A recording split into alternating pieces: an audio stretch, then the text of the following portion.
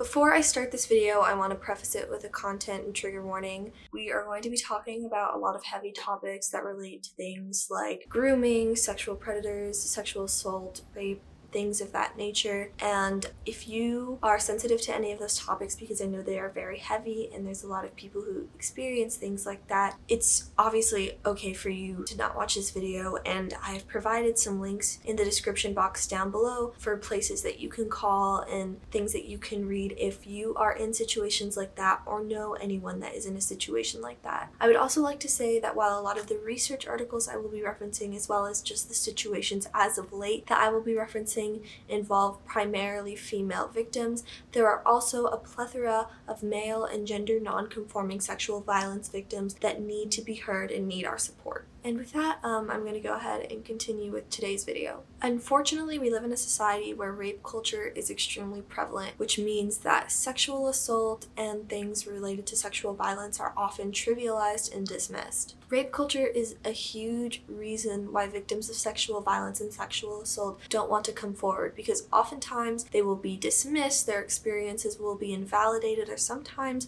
they'll even be attacked. The last thing about being attacked is especially prevalent when you bring celebrity status into the mix. That's something that we'll get into a little bit later. We'll get into the details of like how it gets messy when you bring celebrity status in, but obviously at the beginning of this video, I have to address the reason I'm making it. While I hope this will be met positively, I'm sure that there might be a couple fans of the people who I'm going to be addressing who are going to be a little bit angry, but it doesn't really matter because what I'm saying I think is extremely important, and there have been a lot of people coming forward and those victims' voices need to be heard and this needs to be addressed. I'm making this video in response to the sexual misconduct allegations against Chris D'Elia, Ansel Elgort, and Brady Shejwansa. I don't know how to say his last name. It's like Brady something. He was in the music industry into like more, like I believe like punk, emo scene music. He has been accused of grooming many girls ranging from 11 years old to 15 and 16 years old. And unfortunately, that's not surprising given that he was in the music industry. In his own apology video, he acknowledged the toxic community and environment surrounding, pursuing younger children, which does not excuse his behavior. And it's common in that community, which is extremely sad. Hello from Editing Alley. You can tell from the poor resolution, the green screen in the background. I'm recording on my webcam. Anyways, just wanted to include, there have been more things that have happened. There have been accusations against Jovan Hill. I don't really know that much about that situation. I've been sent a couple tweets about it. But there's that, and also I believe Cryoaddict, a gaming YouTuber who has like 2 million subscribers. I had to unsubscribe from him. He admitted to dating minors, and he posted some sort of like honest talk video, but there have been people on Twitter talking about it. So yeah, pretty much I'm just saying that there's even more things coming out, and I am also, this video is talking about them too, even though I'm just finding out about it. It's talking about that too. So with that information, go ahead and keep watching the video. Hello, this is another update from Editing Alley. Literally like an hour later, I got on Twitter and I saw that there were allegations against Justin Bieber too. That's another situation that is updating. I don't know what it will be like by the time I post this video, but it's there. Now actually continue with the video. While this is obviously not the first time that sexual misconduct or sexual assault allegations have been brought against celebrities, I was very intrigued this time because it happened to 3 people within 48 hours, which I know isn't like that's happened before, but I was directly exposed to it in like threads, and one of the threads was from an account named She Rates Dogs, and there were so many allegations against Chris D'Elia there, and I think that gave it a lot of attention because that's a pretty big account. So everything that happened made me really want to research the role that social media plays in sexual assault allegations. I originally went into this thinking that social media served as a platform for people who may not be able to have their voices heard, speak out against their assaulters. And the first couple articles that I came across validated those ideas. The first article that I came across was called Justice and Revenge in Online Counterpublics, Emerging Responses to Sexual Violence in the Age of Social Media. Also, all of the articles that I will be referencing are going to be linked down below. I can't promise that they're going to be able to be accessed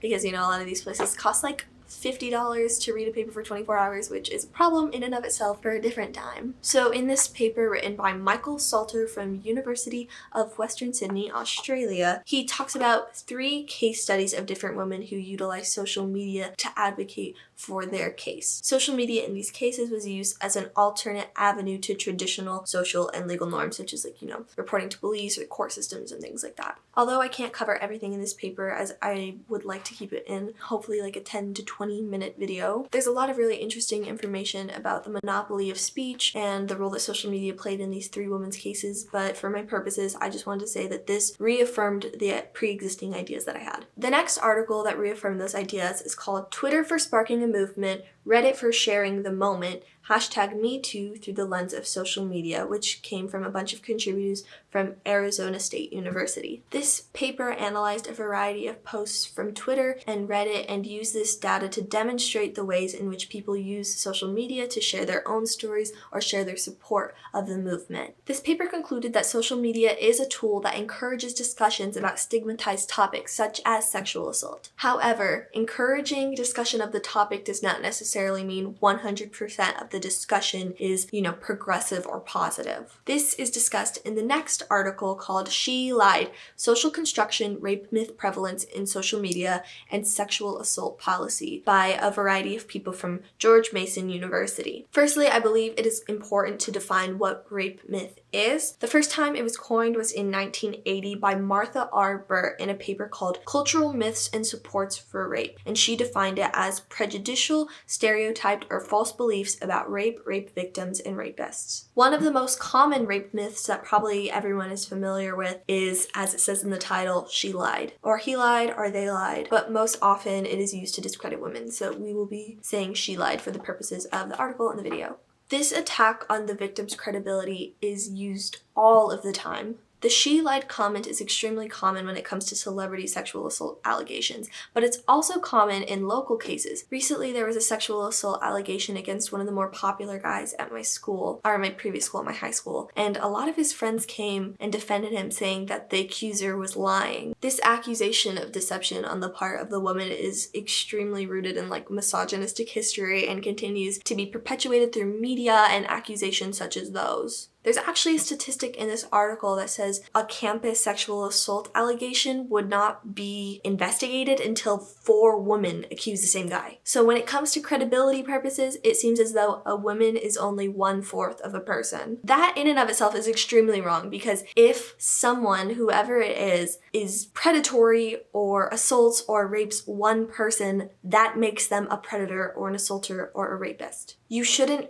have to have multiple people come up to validate one person's story. One person by themselves should be credible and should get justice. Unfortunately, though, that's often not how it works, especially in the case of celebrities. In addition to this myth of that the woman lied, there's often the assertion that there's a plethora of false allegations. While false allegations do exist, false accusations in regards to sexual assault are at the same level of false allegations to other crimes at around 5%. So ask yourself, why is it such a big question when it comes to sexual assault? Why aren't you asking for other crimes like they must be doing a false allegation? Why is it only in this category where it's so blown up? Back to the paper. So what this paper did is they went ahead and analyzed tweets from August 2016 to December 2016. So what they did is they pulled out tweets that had certain keywords relating to this topic, and then they categorized them into different things that related to the tone, whether it was accusatory or validating or sensational or other. When it came to the keywords, it was found that deception or lying with female pronouns or woman was used 2 times as often as deception and lying with male pronouns or a guy. Also, 44 to 48% of the tweets were accusatory, which were accusing usually the victim of lying or not being credible. Around 30% were sensational, which is very surface level, talking about how it's a political move, and this often translates to very surface level policy. And only 12 to 16% were validational, standing by the side of the victim. Let's also note that this data that was collected was for the entirety of like tweets that had to do with this. It didn't just have to do with high profile cases. I just want to keep that in mind when we move on right now to talking about how celebrity status affects this. Because I would say from what I've seen and from what I've been reading, I would say that adding celebrity status into the myths further exacerbates the existence of the she lied rape myth. That leads me to the next article I'm going to talk about, which is called Desecrating Celebrity by Romana Ando and Sean Redmond. In this article, Ando and Redmond talk about the processes of desecrating and consecrating celebrities on social media and how social media has quickened those processes. This is to say that as fast as you can tear a celebrity down with something when you like cancel them or have a blank is over party, they can be built up just as fast again, and then tore down again, and then built up again. And it's almost as though social media creates some sort of amnesia within the user's mind, where we can forget that they were canceled one day and forget that they were just brought up the other day. The quickness of the processes in this sort of amnesia also creates a blur between good and evil when it comes to celebrities. You've heard like the argument where it's like separating an art from its artist because you've enjoyed their music or their movies or their writing or anything in between, but then they turn out to have done some not so good things. Celebrity culture makes it hard to separate the person from the content that they create. When the line between good and evil is blurred for these people, it's like, how do you go about getting justice? An article from the February 29th, 2020 issue of The Economist touches on this topic, saying that celebrity justice is not normal justice. Oftentimes, celebrity sexual allegation cases, when it progresses to something more than just online and goes into a courtroom or something like that, it often turns into somewhat sick entertainment for the viewers. You will see tons of news vans and photographers and everyone just flooding courthouses where these cases are being held. I know there was one article I read that I did not include here, but I should be able to link below, where it was talking about Kobe Bryant's case in Colorado, where people would show up to the courthouse wearing Lakers gear. The presence of celebrity status in a rape allegation case also makes things very unfair for the victim. Again, in regards to the Kobe Bryant case, the woman who put forth the allegations sometimes could not go outside without people butting in her business and getting her on the street, asking her what was going on, and just, getting in her private business. It was none of their business. There's this one database that I used with a lot of legal articles called Hein Online, I'm not exactly sure how to say it, but there were a plethora of articles talking about how in high-profile cases, it's hard for a victim to have a fair trial due to the fact that their entire, life can be put on blast. This is a little bit tangential, but I'll get back to my original point in a second. I would just like to say that there's a lot of people who say accusers are trying to chase clout when they allege someone has sexually assaulted them. Why would someone come forth with a story that will inevitably get them attacked and have them have a very negative image, because there's an extremely negative connotation with coming forward with a sexual assault. And also, a lot of the times these girls have to remain anonymous because they're afraid of those consequences that they shouldn't be facing. It's just extremely invalidating to accuse someone of lying and trying to chase clout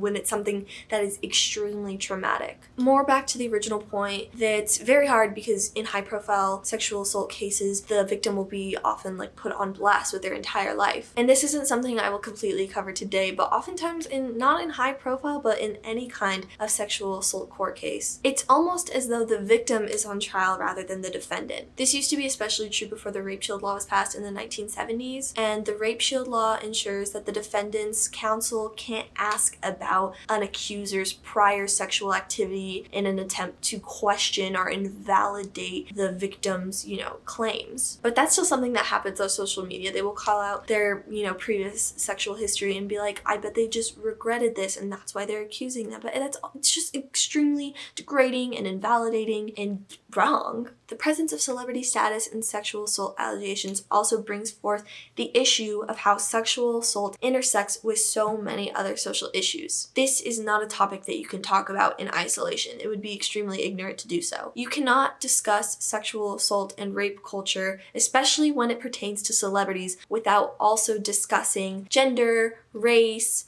sexuality, economic class, social status, even physical appearance. There is evidence that shows that attractive people are often seen as less responsible for sexual assault than someone who is conventionally unattractive. The crossroads between sexual assault and other issues is discussed in the article Famous or Infamous: The Influence of Celebrity Status and Race on Perceptions of Responsibility for Rape, which is written by a multitude of people at Southwestern University. The researchers provided 71 undergraduates with a fictitious newspaper account of a sexual assault allegation with varied celebrity statuses and races. After reading it, the readers were asked to provide some judgments. It was found that the recommended punishment for a white celebrity was less than that of a white non-celebrity and a black celebrity. Readers also believed that the victim had a high probability of enjoying the act from a white celebrity and a low probability from a white non-celebrity or a black celebrity. I'd like to point out, specifically referring to the Ansel Elgort case, there were multiple people who were saying that she should have enjoyed it because of who he was, which can attest to this statistic. And lastly, it was found that white celebrities were seen as more credible than white non-celebrities and black celebrities. In short, for a white person, it's an asset to be a celebrity, and for a black person, it is a liability to be a celebrity. So when we are having these discussions, we need to talk about things like racism and sexism and classism and things outside of that and all in between. There are so many important intersections when it comes to a discussion like this. I wish I could go into it deeper, but I hope in the future I'll be able to make more in-depth conversation, discussion videos about more specific topics. This topic is just adjacent to so many other important conversations,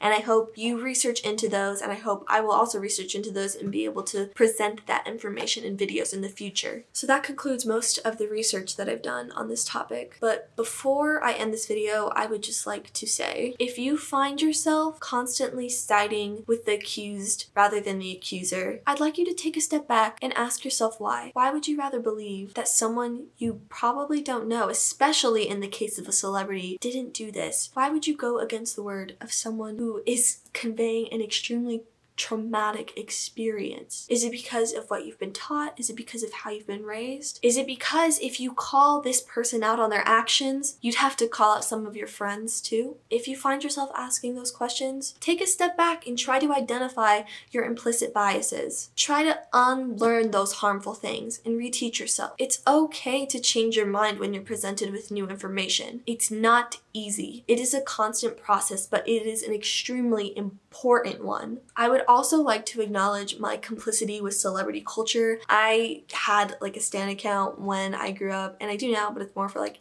anime, which, you know, they're not real. But growing up, I did kind of like deify, I think that's what, I like made gods of these people who were like in bands or on YouTube or celebrities. And I find myself having traces of that behavior today, and I have to call myself out on it because it's not healthy. You might find yourself in a similar position. My friends who are watching this video might find yourself in a similar position. It's something that we constantly need to call ourselves out for. We don't know these people. Even though we would like to believe we do, we don't. They're just people. And they can be bad people. A lot of them have proven themselves to be. I'd also like to acknowledge that not everyone who has experienced sexual violence or sexual assault has the avenue of social media to go down, whether it be that they don't have access to it or they are not in a position where they are able to share. A lot of people are in unsafe situations, and if you happen to be in an unsafe situation, in a toxic relationship, an abusive relationship, or if you have or are experiencing sexual violence, I urge you to look at the resources below. If you'd like to comment with experiences you've had that are similar to this, whether it be accused for lying or if you've seen it personally, anything of that sort, I encourage you to comment down below. Usually I would encourage discussion from both sides, except in the case that someone would try and advocate for a sexual predator, I would not encourage that. I don't want that in my comment section. If there's any other topics that you would like me to see discussed in a format like this, a video essay, I would love to see those down in the comments as well. I'd love to educate myself on different things and be able to share that with whoever would like to watch. I know today's video was really heavy. There's just been a lot of crazy things going on in the world. And by crazy things, crazy thing sounds very dismissive, so let's talk about it. It's, you know, the systematic oppression of Black people and things like this with sexual assault.